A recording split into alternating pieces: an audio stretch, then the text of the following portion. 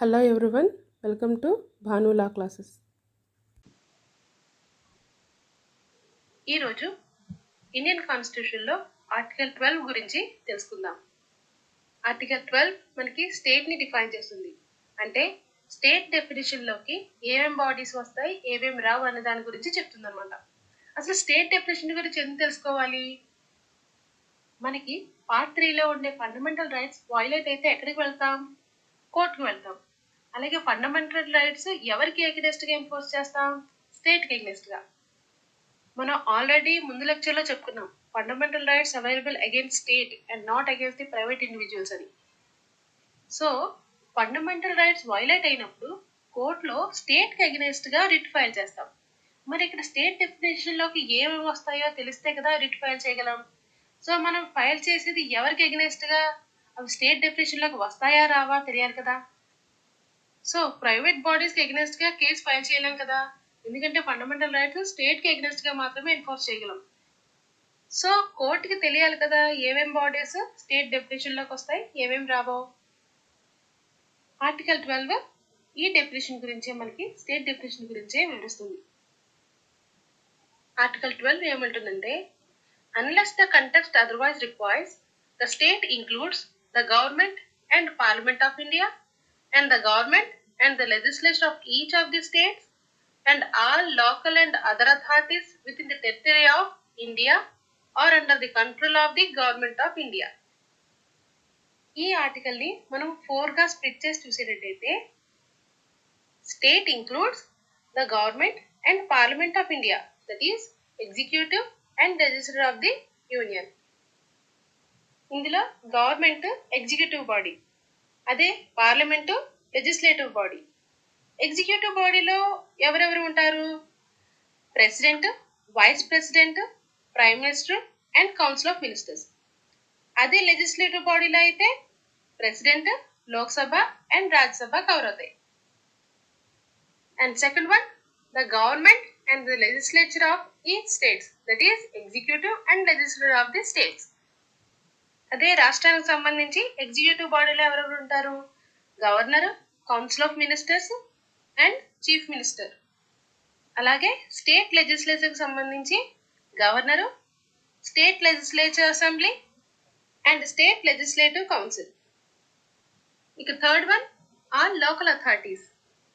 Local authority యొక్క definition మనకి general class act section 3 class 31లో మనకి వివరించడం జరిగింది. దీని ప్రకారం లోకల్ అథారిటీస్ అంటే panchayats, district boards, municipalities, improvement trust and mining settlements boards, ఇలాంటివన్నీ ఇంక్లూడ్ అవుతాయి అన్నమాట. సో ఇప్పుడు వరకు చెప్పినవన్నీ స్టేట్ డెఫినేషన్లోకి ఇంక్లూడ్ అవుతాయని మనకు అర్థమైంది. ఇక నాలుగవది అదర్ అథారిటీస్.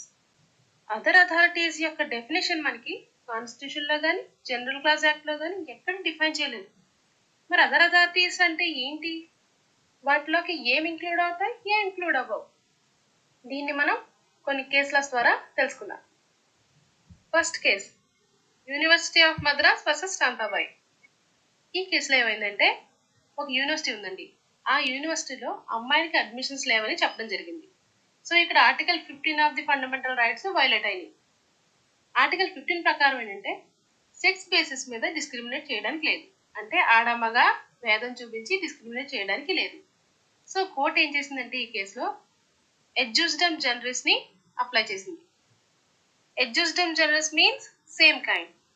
ఫర్ ఎగ్జాంపుల్, నేను car, bus, auto rickshaw etcetera అని చెప్పాను అనుకోండి. ఈ ఎట్సెట్రాలో మీరు ఏం ఫిలప్ చేయాలనుకుంటారు? ఆబ్వియస్లీ ఎనీ ఆటోమొబైల్స్ గురించి ఫిలప్ చేయాలనుకుంటారు తప్ప ఫ్రిడ్జ్, టీవీ ఇలాంటి ఫిలప్ చేయరు కదండి. సో ఇక్కడ ఏంటంటే సేమ్ కైండ్. ఆటోమొబైల్స్ అనేసరికి అది లారీ కావచ్చు, ట్రాక్టర్ కావచ్చు, దీంట్లో ఇంక్లూడ్ చేయడానికి ఉందంటే సేమ్ కైండ్, సేమ్ నేచర్లో ఉన్నవి. ఇక్కడ కూడా కోర్టు కూడా ఏమన్నదంటే, సేమ్ కైండ్ ని దృష్టిలో పెట్టుకొని ఎగ్జిస్టెంట్ జనరల్స్ ని దృష్టిలో పెట్టుకొని చూసేటట్టయితే, మనం పైన చెప్పుకున్న గవర్నమెంటల్ బాడీస్ కానీ లోకల్ అథారిటీస్ కానీ వాటితో ఇది సేమ్ కైండ్ లోకి రావటం లేదు కాబట్టి ఇది స్టేట్ డెఫినేషన్ లోకి రాదు అని చెప్పడం జరిగింది. ఇందులో ఏమన్నదంటే,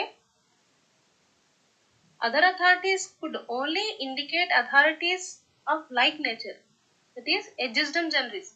So construed, it could only means authorities exercising governmental or sovereign functions. It could not include persons, natural or juristic, such as a university unless maintained by the state. So universities state డెఫినేషన్లోకి రావని ఈ కేసులో చెప్పడం జరిగింది. ఆ తర్వాత case Ujjambai versus state of UP. ఈ కేసులో సుప్రీంకోర్టు ఏమందంటే, పై కేసులో చెప్పిన ఎడ్జస్టమ్ జనరల్స్ బేసిస్ మీద దీన్ని నిర్ణయించడం కరెక్ట్ కాదు. అలా చూసుకున్నట్టయితే ఎగ్జిక్యూటివ్, లెజిస్లేటివ్, లోకల్ అథారిటీకి మధ్య ఏది కామన్ జీనస్ అనేది కనిపించడం లేదు కదా.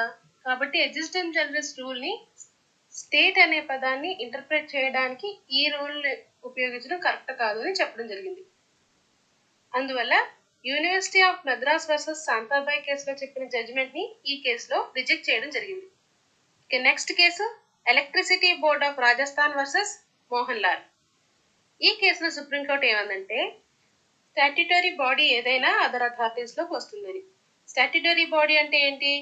స్టాట్యూట్ ద్వారా, అంటే ఒక చట్టం ద్వారా ఏర్పడిన ఏదైనా బాడీ ఉండేటట్టయితే ఈవెన్ దో అవి governmental or sovereign functions perform చేయకపోయినా సరే అవి అదర్ అథారిటీస్లోకి వస్తాయని చెప్పడం జరిగింది.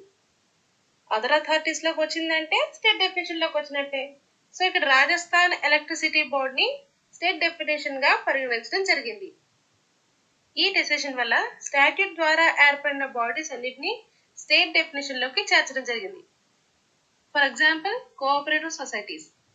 ఈ కోఆపరేటివ్ సొసైటీస్ యాక్ట్ ద్వారా ఏర్పడినాయి, కోఆపరేటివ్ సొసైటీస్ యాక్ట్ 1911. అలాగే ఇప్పుడు చెప్పుకున్న కేసులో రాజస్థాన్ ఎలక్ట్రిసిటీ బోర్డ్ కూడా ఎలక్ట్రిసిటీ సప్లై యాక్ట్ 1948 ద్వారా ఏర్పడింది. ఇక తర్వాత case Sukhdev versus Bhagat Ram.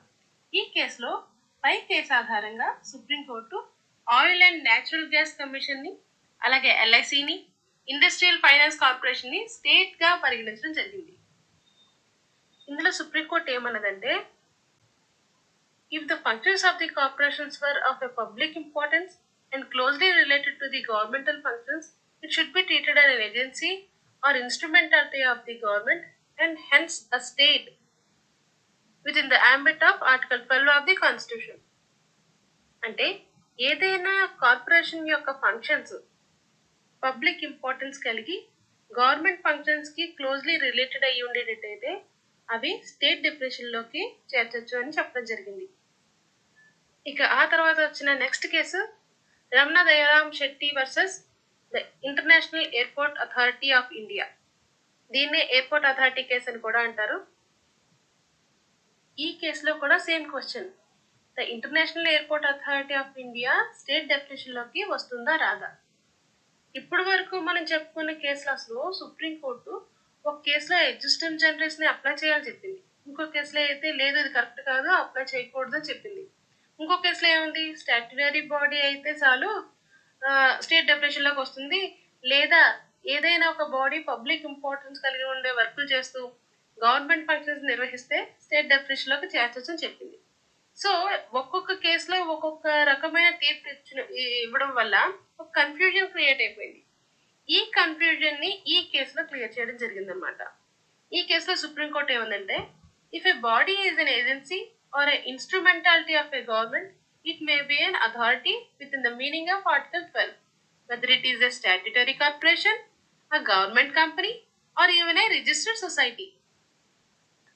So supreme court state డెఫినేషన్లోకి ఏమేమి వస్తాయి అని తెలుసుకోవడం కోసం ఒక టెస్ట్ని డిటర్మైన్ చేసిందనమాట. ఈ టెస్ట్లో కొన్ని పాయింట్స్ని పెట్టడం జరిగింది.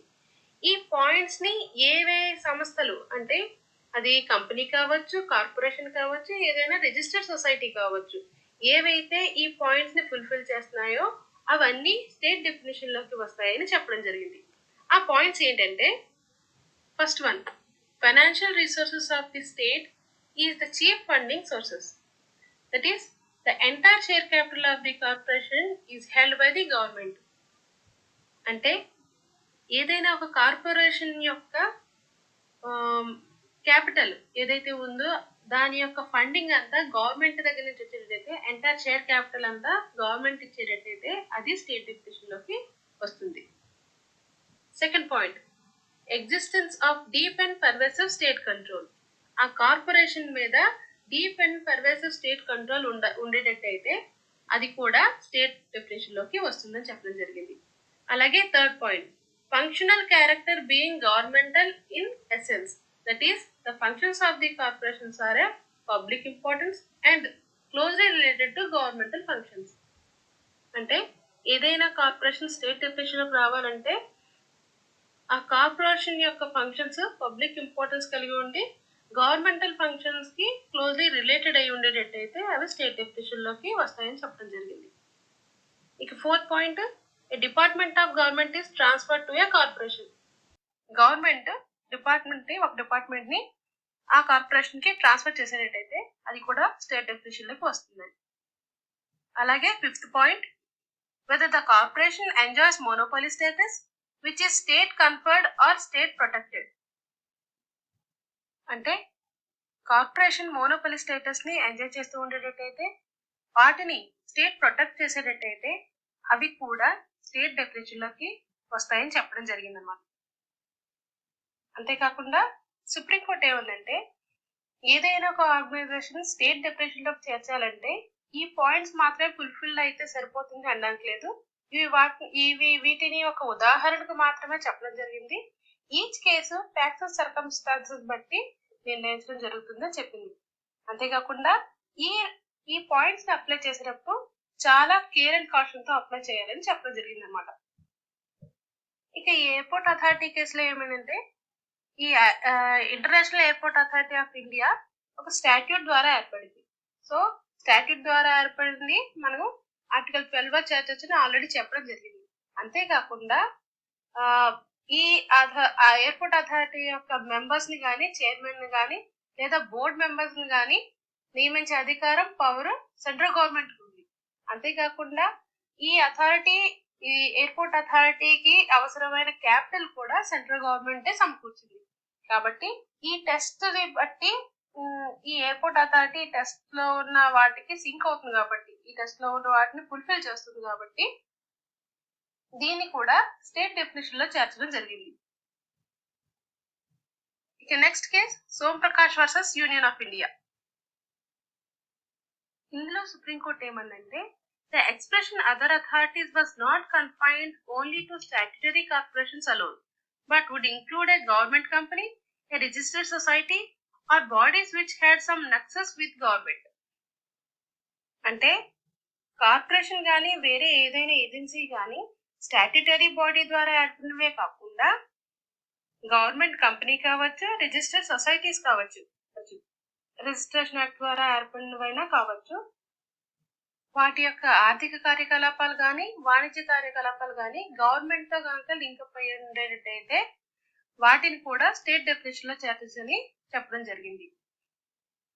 సో ఈ కేసులో భారత్ పెట్రోలియం కార్పొరేషన్ ని స్టేట్ గా పరిగణించడం జరిగింది. ఇది ఒక గవర్నమెంట్ కంపెనీ అన్నమాట. Next case Ajay Hasia versus Khalid Mujib. ఈ కేసులో కూడా ఆర్డి శెట్టిలో లేడౌన్ చేసిన టెస్ట్ ని ఆధారంగా చేసుకుని regional engineering college of Srinagar ని కూడా అదర్ అథారిటీస్ లోకి చేర్చడం జరిగింది. అదర్ అథారిటీస్ లో చేర్చడం అంటే స్టేట్ డెఫినేషన్ లోకి చేర్చినట్టు అయిందనమాట. ఆ తర్వాత case S M Ilyas versus ICAR. ఈ కేసులో Indian council of agricultural research ని కూడా స్టేట్ డెఫినేషన్ లోకి చేర్చడం జరిగింది. ఇందులో కోర్టు ఏమందంటే Indian council of agricultural research is a state within the meaning of article 12 of the constitution. ఇక next case Sheela Barse versus secretary children's aid society. ఇందులో children's aid society ఏదైతే ఉందో ఇది ఒక registered society under society registration act 1860. అంతేకాకుండా it is a public trust under Bombay public trust act 1950. ఈ సొసైటీకి chief minister ex officio president అన్నమాట. అంతేకాకుండా ఈ సొసైటీ స్టేట్ గవర్నమెంట్ నుంచి గ్రాంట్స్ పొందుతూ ఉంది కాబట్టి ఇది కూడా స్టేట్ డెఫినేషన్ లోకి ఇంక్లూడ్ అవుతుందని చెప్పడం జరిగింది అనమాట. ఇక last case Zee telefilm versus union of India. దీంట్లో బీసీసీఐ అంటే క్రికెట్ బోర్డు స్టేట్ డెఫినేషన్ లోకి వస్తుందా రాదా అనేది క్వశ్చన్ అరైజ్ అయింది. దీంట్లో కోర్టు ఏం గమనించిందంటే ఈ క్రికెట్ బోర్డు ఏదైతే ఉందో ఇది స్టాట్యూట్ ద్వారా ఏర్పడింది కాదు, అలాగే దీని యొక్క క్యాపిటల్ గవర్నమెంట్ ఇవ్వలేదు, అంటే షేర్ క్యాపిటల్ ఫైనాన్షియల్ అసిస్టెన్స్ గట్రా గవర్నమెంట్ ఇవ్వడం ఏం జరగలేదు. ఈవెన్ దో ఈ క్రికెట్ బోర్డు తన మోనోపలి స్టేటస్ ని ఎంజాయ్ చేస్తున్నప్పటికీ కూడా ఇది పబ్లిక్ ఫంక్షన్స్ క్యారీ అవుట్ చేయట్లేదు, అలాగే గవర్నమెంట్ ఫంక్షన్స్ కి క్లోజ్లీ రిలేటెడ్ కాదు. కాబట్టి కోర్ట్ ఏమన్నదంటే ఈ బీసీసీఐ ఏదైతే ఉందో ఇది స్టేట్ డెఫినేషన్ లోకి రాదు, ఎందుకంటే ఈ వీటి మీద గవర్నమెంట్ యొక్క కంట్రోల్ కూడా లేదు. కాబట్టి స్టేట్ డెఫినేషన్ లోకి బీసీసీఐని తీసుకోవడానికి లేదని చెప్పడం జరిగింది. ఇప్పటి వరకు మనం చెప్పుకున్న కేసెస్ అన్ని అదర్ అథారిటీస్ లోకి వస్తాయి కాబట్టి వాటన్నిటిని స్టేట్ డెఫినేషన్ లోకి చేర్చడం జరిగిందనమాట. సరే, మరి జ్యుడిషియరీ సంగతి ఏంటి? కోర్ట్స్ మనకి స్టేట్ డెఫినేషన్ లోకి వస్తాయా రావా? ఆర్టికల్ 12 లో మనకి ఎగ్జిక్యూటివ్ అండ్ లెజిస్లేటివ్ బాడీస్ గురించి మాత్రమే చెప్పడం జరిగింది, జ్యుడిషియరీ గురించి చెప్పలేదు. సో జ్యుడిషియరీ అనేది ఆర్టికల్ 12 లోకి రాదు. బట్ జ్యుడిషియరీ కూడా రెండు రకాల విధులు నిర్వర్తిస్తుంది. ఒకటి జ్యుడిషియల్ నేచర్ లో ఉండేటట్టయితే, ఇంకొకటి అడ్మినిస్ట్రేటివ్ నేచర్ లో ఉంటాయి. జ్యుడిషియల్ నేచర్ లో ఉండేవేంటి? కోర్టు ట్రయల్స్ కండక్ట్ చేయడం, హీరింగ్స్ వినడం, జడ్జ్మెంట్స్ ఇవ్వడం, ఇవన్నీ జ్యుడిషియల్ నేచర్ లో ఉండేవి. అలాగే అడ్మినిస్ట్రేటివ్ నేచర్ లో ఉండేవేంటి? హయ్యర్ కోర్ట్స్ లోయర్ కోర్ట్స్ యొక్క పనితీరుని పర్యవేక్షించడం, ఎగ్జామినేషన్స్ కండక్ట్ చేయడం, ఇలాంటివి అనమాట. సో కోర్టు ఎప్పుడైతే జ్యుడిషియరీ నేచర్ లో వర్క్ చేస్తుందో అప్పుడు స్టేట్ డెఫినేషన్ లోకి రాదు, కానీ ఎప్పుడైతే అది అడ్మినిస్ట్రేటివ్ నేచర్ లో పనిచేస్తుందో అప్పుడు స్టేట్ డెఫినేషన్ లోకి వస్తుంది. For example high court chief justice రెండు రకాల విధులు నిర్వర్తిస్తుంటారు. ఒకటి as a chief justice of the high court, ఇంకొకటి as a chief administrator of the high court. ఇక్కడ హైకోర్టు యొక్క judge as a chief justice గా విధులు నిర్వర్తిస్తున్నప్పుడు దానివల్ల ఎవరి ఫండమెంటల్ రైట్ అయినా వైలేట్ అయ్యేటట్టయితే దాన్ని మనం క్వశ్చన్ చేయడానికి లేదు. కానీ అదే జడ్జి గారు యాజ్ అ చీఫ్ అడ్మినిస్ట్రేటివ్ గా విధులు నిర్వర్తించేటట్టయితే అలాంటప్పుడు ఎవరి ఫండమెంటల్ రైట్ అయినా వైలేట్ అయ్యేటట్టయితే కోర్టులో మన ఫండమెంటల్ రైట్స్ వైలేట్ అయ్యాయని చెప్పి స్టేట్ అగైన్స్ట్ గా రిట్ ఫైల్ చేసుకోవచ్చు అనమాట. అర్థమైంది కదండి? మళ్ళీ ఒక కొత్త టాపిక్ తో నెక్స్ట్ క్లాస్ లో కలుసుకుందాం. Stay tune. నమస్తే.